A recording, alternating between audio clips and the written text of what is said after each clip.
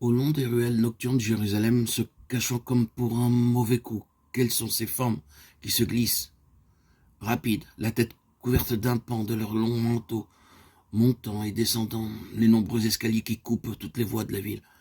Ces hommes semblent chercher les parties d'ombre, comme si la lumière de la lune, tombant si pure du ciel d'argent, les gênait dans leur intention perfide.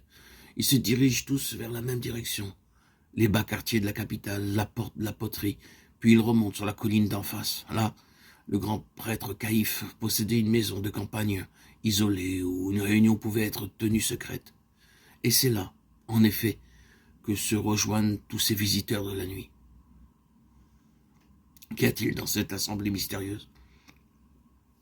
La plupart des chefs de la communauté juive, le grand prêtre et sa famille, d'autres membres du haut clergé du temple, des pharisiens et des docteurs de la loi, grands spécialistes des questions religieuses, tous ceux que l'action de Jésus inquiète, irrite, exaspère.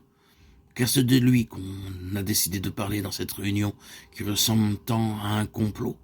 C'est contre lui qu'on va tenir ce mauvais conseil. Vous avez vu quelle audace? En plein jour, en pleine fête, alors que Jérusalem compte des milliers de pèlerins.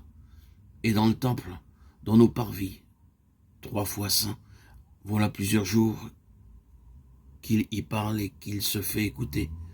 Le misérable, l'imposteur. Il y a toujours des groupes nombreux autour de lui. Le peuple est si crédule.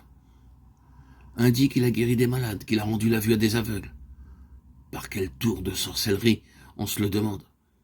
Il y en a même parmi les fanatiques qui l'accompagnent, qui assurent qu'il a ressuscité un mort à Béthanie, un nommé Lazare. Ressusciter un mort, laisser nourrir.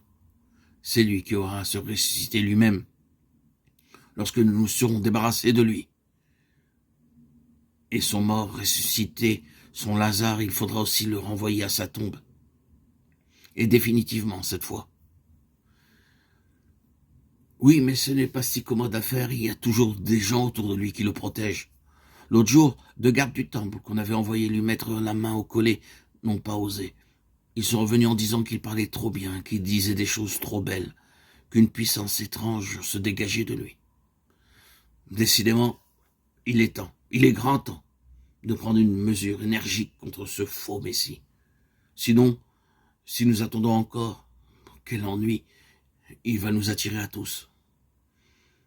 Telles étaient à peu près les réflexions qu'on échangeait au cours de la réunion nocturne. Vous voyez bien qu'il s'agissait d'un véritable complot et dont le but était de mettre fin à l'action de Jésus.